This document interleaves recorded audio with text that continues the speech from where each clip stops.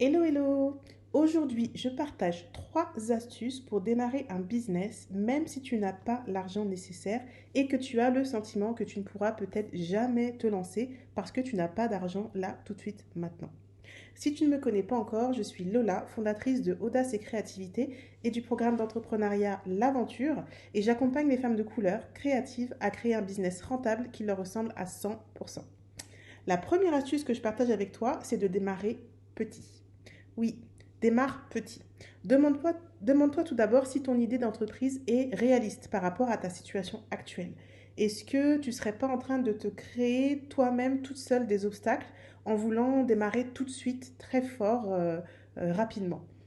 Et je t'invite à réfléchir à une version simplifiée de ton idée, quelque chose de plus simple qui te permette de gagner de l'argent rapidement. C'est totalement possible. C'est ce que j'aide les femmes que j'accompagne à faire lorsqu'elles rejoignent le programme L'Aventure. Je les aide à trouver une idée de business rentable rapidement et surtout une idée qui correspond à qui elles sont, qui correspond à leurs compétences, à leurs valeurs ajoutées, mais aussi par rapport à leurs contraintes. C'est ce qu'on appelle le produit minimum viable, le PMV. Ça peut aussi bien être un produit qu'un service d'ailleurs, et ça te permet de vendre rapidement, d'avoir un retour rapide. Puis ensuite, tu pourras investir tes gains et passer à l'étape supérieure du développement de ta boîte, du développement de ton entreprise, l'objectif étant bien sûr d'aller vers ton grand projet. Donc cela va demander évidemment que tu aies une bonne connaissance de ton marché cible si tu veux pouvoir lancer un produit qui se vende rapidement. Il faut que tu comprennes vraiment quel est leur besoin, quelle est leur problématique à tes futurs clients et il faut que tu connaisses bien ton client, comment il agit, comment il réagit et ce qu'il attend. C'est ton client, le client que j'appelle le client wow. C'est vraiment le client avec qui tu veux absolument travailler. C'est aussi celui qu'on appelle le client idéal. La deuxième astuce, c'est que tu vendes avant de créer, avant de produire. Alors, tu te demandes peut-être, mais comment est-ce que je peux vendre quelque chose qui n'existe pas? Ça se fait très régulièrement en fait. C'est d'ailleurs la meilleure façon de se lancer en sécurité. Je te donne l'exemple d'un produit pour que ce soit plus parlant. Si tu as une idée de produit, il va s'agir en fait de réaliser un seul produit qui va te servir de vitrine, de prototype et de vendre à partir de ce prototype. De ce fait, ce sont les ventes que tu auras réalisées à l'avance qui vont te permettre de financer ton développement, ta production. Pour les services, c'est identique. Tu peux vendre tes prestations à l'avance, avant même d'avoir créé ton contenu, avant même d'avoir créé tout le détail de ton service. Un simple squelette, une structure suffit. Et tu peux faire de la prévente par réservation, par exemple.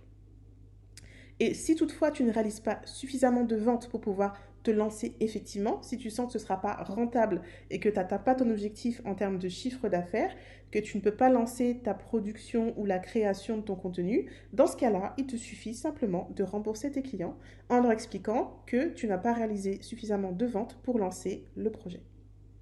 Enfin, la troisième astuce, c'est d'avoir recours au crowdfunding. Le crowdfunding, c'est aussi, alors texto, financement par la foule, et c'est mieux connu sous le terme de financement participatif. Ça se fait par le biais de plateformes spécialisées, souvent sur un temps limité, 45 jours en moyenne, et pendant ce temps, tu vas proposer en fait des contreparties en produits ou en services à des personnes que tu connais ou que tu ne connais pas du tout, mais qui seront prêtes à soutenir ton projet.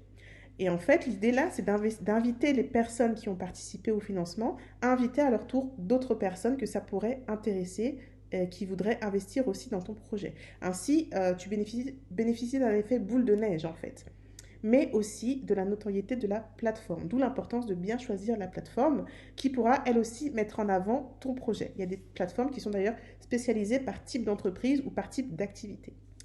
Et par le biais du crowdfunding, tu peux notamment financer facilement du matériel, par exemple.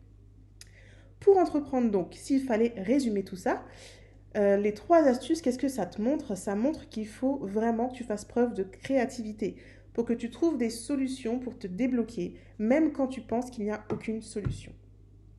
Si tu souhaites aller plus loin, je t'invite à me rejoindre sur mon site audace-créativité.fr et à t'inscrire à ma newsletter Dose de vitamines pour que tu puisses recevoir encore plus de conseils pour développer ton business. En attendant, je te dis à très vite et surtout, prends bien soin de toi.